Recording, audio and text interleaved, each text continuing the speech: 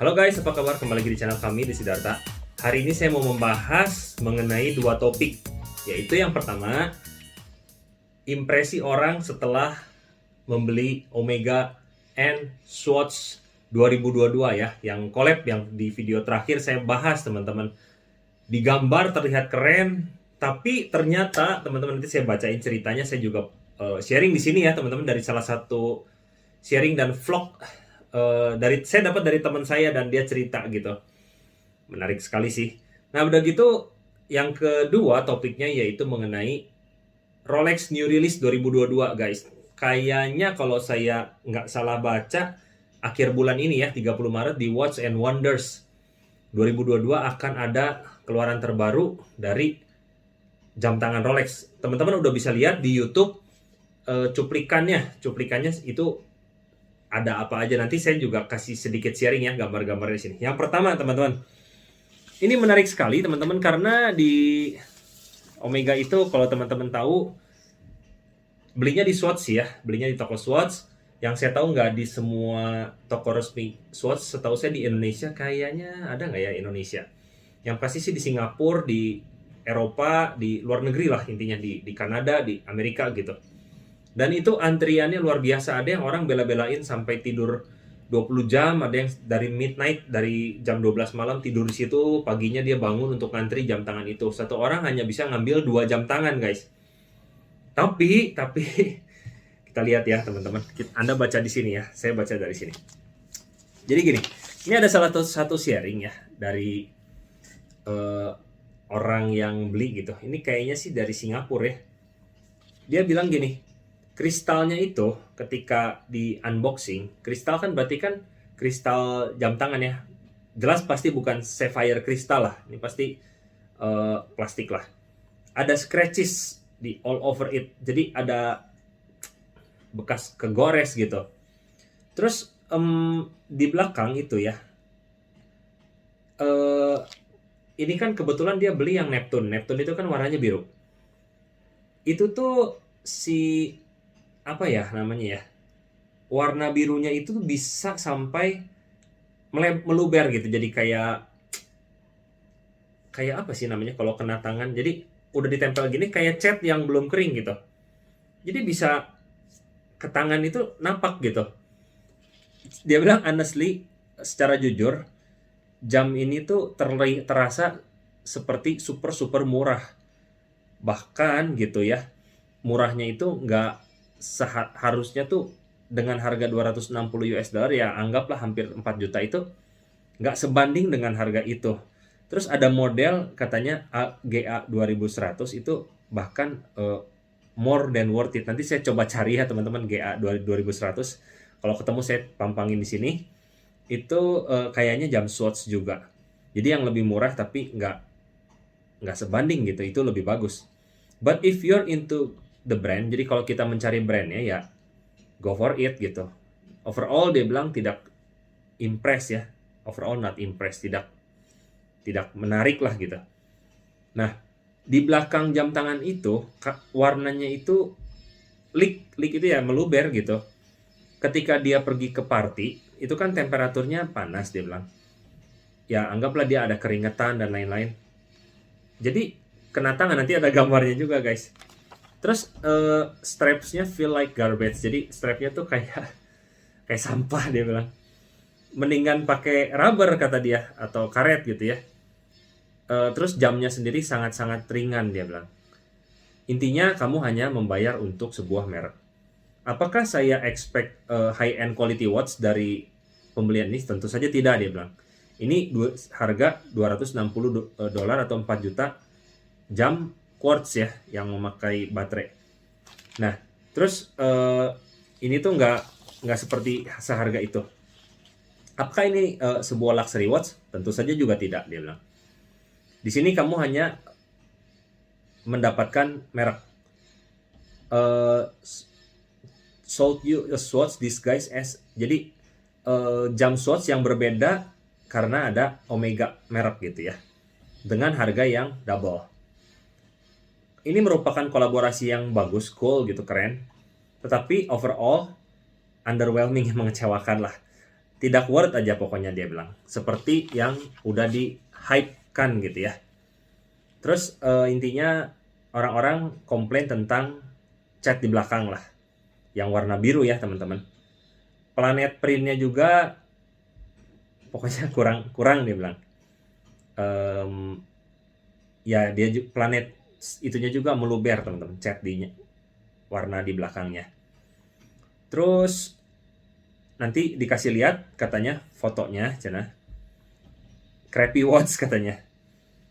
Color in my arm for a photo of a crappy watch. Parah cenah. I'm just posting my own experience. Jadi experience dia ya. Kalau teman-teman lihat di Simply Search, setahu saya Anda bisa cek di Simply Search di YouTube juga. Dia sendiri nyobain pakai cotton bud ya. Dia pakai minyak atau apa gitu. Terus oles ke jamnya yang Neptune ya. Leak sih teman-teman. Birunya nempel di cotton bud. Tapi dia juga punya yang earth ya. Pada saat diolesin tidak leak yang earth. Jadi nggak semua swatch-nya seperti ini. Terus dia bilang intinya foto di Facebook itu sangat jauh dengan, jadi itu ya, great lightning, efek lightning, angle dan lain-lain itu sangat jauh dengan asli lah intinya gitu. Nah, yang terakhir nih ada gambar tangan dia ya. Teman-teman bisa lihat di sini bahwa engraving itu kayak engrave, teman-teman ngerti lah ya, tulisan yang dekok ke dalam gitu, super shallow, jadi nggak bold gitu, nggak tegas gitu ya, shallow nggak bagus. Nah teman-teman, kenapa saya pengen bahas cerita ini teman-teman, karena ini penting untuk kita yang zaman sekarang, zaman digital. Kebanyakan kita gampang banget beli melalui digital. Maksudnya gini, kita hype melalui digital, tapi pada saat kita pengen coba atau nyobain jamnya lah gitu, mungkin karena ini Swatch Omega ini, sedengar-dengar saya ya, di toko di Singapura itu cuma tersedia satu toko itu 100 buah gitu. Antrian sepanjang-panjang itu nggak dapat semua. Jadi mungkin aja kita nggak sempat nyoba pada saat kita mau beli. Dan mungkin juga ketika kita mau beli jam luxury watch, ini yang terjadi ketika kita hanya melihat gambar, kita hanya melihat di website dan foto dari penjual second market itu, langsung aja barang puluhan juta, ratusan juta, atau bahkan miliaran kita beli tanpa kita melihat aslinya dan mencoba terlebih dahulu. Teman-teman, untuk ya kalau jam semurah, bukan semurah lah, seharga 4 juta Swatch aja orang sangat kecewa, apalagi kalau kita membeli barang yang sudah mencapai harga belasan, puluhan, ratusan, bahkan miliaran rupiah.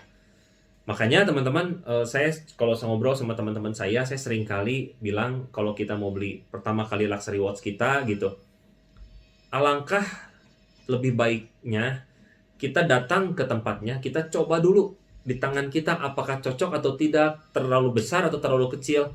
Bukan ketika kita beli kita jadi merasa bahwa wah ini jamnya bagus, ini orang-orang suka, ini hype. Pada saat kita coba, misalnya kebesaran ya, contoh pergelangan tangan kita kecil, tapi beli jam besar. Lalu pada saat dipakai, kok kayaknya kurang bagus ya, kok kayaknya kurang cocok ya, kok kayaknya terlalu besar. Lalu kita memaksakan dengan mengatakan kepada diri kita bahwa asal pede aja lah make. Kalau buat saya pribadi, itu dulu pernah terjadi, tapi sekarang udah nggak mungkin terjadi karena saya udah nggak mau gitu. Ketika nggak cocok, ya udah nggak cocok. Sebagus apapun jam tangannya, kalau memang udah nggak cocok, saya sih pribadi mendingan nggak usah gitu. Mendingan ditukar ke jam tangan yang saya cocok gitu. Se-hype apapun, se-fancy, elegan, se-prestige apapun, kalau memang udah nggak cocok dipakai di tangan kita, lebih baik saya sih pribadi nggak usah pakai. Nah, jadi ini pembelajaran banget ya buat kita, bagi mereka-mereka yang mungkin awam atau permulaan, ya kan cuman beli jam tangan. Betul, jam tangan ini mahal loh teman-teman. Dan ini kan sekarang jam tangan sendiri bisa dianggap sebagai barang yang kita bisa pakai, bisa nikmati, dan juga investasi ya. Teman-teman kebayang nggak sih kalau kita mau hold lama ya, kita pakai aja nggak enjoy gitu. Mau investasi aja kita tahu bahwa ketika dipakai antara kekecilan atau kebesaran nggak cocok, kita sendiri jadi nggak enjoy lagi. Jadi lebih baik kita memang nyoba-nyoba dulu gitu, nyoba-nyoba ini cocok nggak, ini cocok nggak. bukan berdasarkan hype aja sih. Nah, ini pembelajaran yang sangat berharga menurut saya di cerita pembelian jam tangan Swatch ini. Teman saya pernah nanya sih, kamu kalau di Jakarta jual mau ngantri nggak? Saya pikir enggak dah, karena satu, ketika saya bahas di video saya sebelumnya, kekurangannya udah bukan mechanical watch ya, quartz. Memang hanya untuk fun. Udah gitu ditambah ngantri, rasanya sih saya mundur teman-teman. Nah, anyway, itu cerita tentang Swatch and Omega guys. Sedikit saya mau cerita tentang keluaran terbaru Rolex nanti di 30 Maret harusnya ya, sesuai kalau yang saya baca gitu. Tapi nggak tahu kalau keluarnya nanti tanggal berapa, mungkin bisa di awal April gitu, mungkin aja. Teman-teman, cuplikan dari video YouTube Rolex itu ada cuplikan-cuplikan mengenai, dia bilang tentang udara lah, sky gitu kan. Kalau beberapa keluaran terakhir itu kan tentang deep sea ya, jadi submariner, tentang laut gitu. Sekarang tentang udara. Kelihatannya loh teman-teman, guessingnya orang-orang itu GMT Master yang akan keluar. Dan yang kedua bisa aja Sky Dweller ya, yang baru bisa keluar. Jadi Sky Dweller dengan dome bezel, nggak pakai yang namanya fluted bezel. Kita lihat aja guys, di sini saya tunjukin beberapa, ini juga kan gambarnya seperti GMT Master ya, bezelnya. Dan ada yang seperti dome bezel, tapi nggak tahu apakah itu Sky Dweller karena ada tulisan, pokoknya di udara lah, pesawat terbang gitu. Ya, kita lihat aja teman-teman, ini setiap tahun ini menjadi tahun yang sangat menarik ya, ketika ada merek-merek seperti Rolex, seperti Patek Philippe, seperti Audemars Piguet mengeluarkan model terbarunya, terutama Rolex sih, dengan orang-orang yang banyak penggemarnya gitu. Itu aja guys pembahasan hari ini. Nanti ketika modelnya keluar, kita bahas ya guys, model Rolex terbaru apakah cool atau gimana, dan apa yang discontinue. Thank you guys, see you sampai video berikutnya.